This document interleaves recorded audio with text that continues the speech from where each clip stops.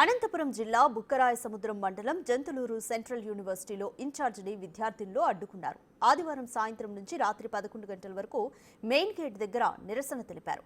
క్యాంపస్లో రక్షణ కరువైందని ఆవేదన వ్యక్తం చేశారు. ఇదే ఇష్యూపై చాలాసార్లు ఛాన్సలర్ దృష్టికి తీసుకెళ్లినా పట్టించుకోలేదని ఆరోపించారు. భోజనం నాణ్యత లోపముందని చెబుతున్నారు. సమస్యలపై ప్రశ్నిస్తే కాలేజీలో ఉంటే ఉండండి, లేకపోతే లేదని వైస్ ఛాన్సలర్ వార్నింగ్ ఇస్తున్నట్లుగా వాళ్ళు చెబుతున్నారు. తక్షణం యాజమాన్యం స్పందించి తమ డిమాండ్స్ ను పరిష్కరించాలని నినాదాలు చేశారు.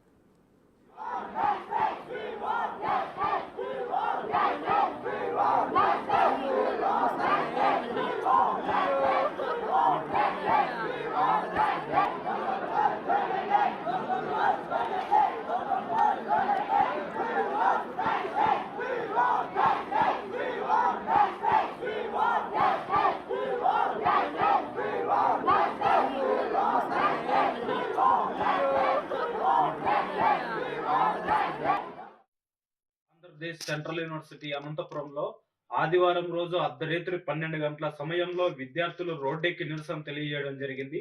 ప్రధానంగా ఏదైతే యూనివర్సిటీకి సంబంధించినటువంటి కాంపౌండ్ ప్రాంగణంలో విద్యార్థినులకు సంబంధించినటువంటి టాయిలెట్స్, అదే ఇతర సంబంధించినటువంటి చోట్ల ఇతర వ్యక్తులు వచ్చి అక్కడ వీక్షిస్తున్నట్లు, బాత్రూమ్ సంబంధించినటువంటి చోట వీక్షిస్తున్నట్లు, దాంతో పాటు అక్కడ వాళ్ళకి ఇతర వాళ్ళ నుంచి ర్యాగింగ్, యూటీజింగ్ సమస్య ఉంది అని ఆ సమస్య పరిష్కరించాలని అర్ధరాత్రి విద్యార్థులు రోడ్డు ఎక్కడం చాలా దౌర్భాగ్యమైనటువంటి విషయం.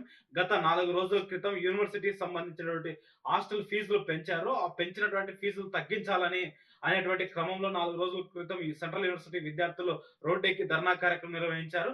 మరి ఈ రోజు కూడా అక్కడ ఉన్నటువంటి విద్యార్థినులకు రక్షణ కల్పించాలంటూ, అదేవిధంగా అక్కడ ఏదైతే యూనివర్సిటీ ఉందో యూనివర్సిటీలో నాణ్యమైన భోజనం అందించాలని చెప్తూ ఈరోజు సెంట్రల్ యూనివర్సిటీలో చదువుతున్నటువంటి విద్యార్థులు, వివిధ రాష్ట్రాల నుంచి వచ్చినటువంటి విద్యార్థులు రోడ్డెక్కి ప్రశ్నిస్తున్నారు. ఆ ప్రశ్నలకు సమాధానం చెప్పలేక యూనివర్సిటీ వీసీ గారు పోలీసు యంత్రాంగాన్ని ఉపయోగిస్తూ అక్కడ ఉన్నటువంటి విద్యార్థులపై లాఠీలతో భయపెట్టేటువంటి ప్రయత్నం చేస్తున్నారు. ఇది సరైనటువంటి ధోరణి కాదు. ఏదైతే సెంట్రల్ యూనివర్సిటీలో సమస్యలు ఉన్నాయో ఆ సమస్యలను వెంటనే పరిష్కరించాలా, అక్కడ ఉన్నటువంటి విద్యార్థులకు రక్షణ కల్పించాలని ఈ సందర్భంగా ఎస్ఎఫ్ఐగా డిమాండ్ చేస్తున్నాం. ఈ అంశంపై వీసీ గారు వెంటనే స్పందించాలా. దాంతో పాటు ఏదైతే పార్లమెంట్ సంబంధించినటువంటి ఎంపీ గారు వెంటనే జోక్యం చేసుకొని ఈ సమస్యలన్నిటి కూడా పరిష్కరించాలని ఈ సందర్భంగా ఎస్ఎఫ్ఐ డిమాండ్ చేస్తున్నాం.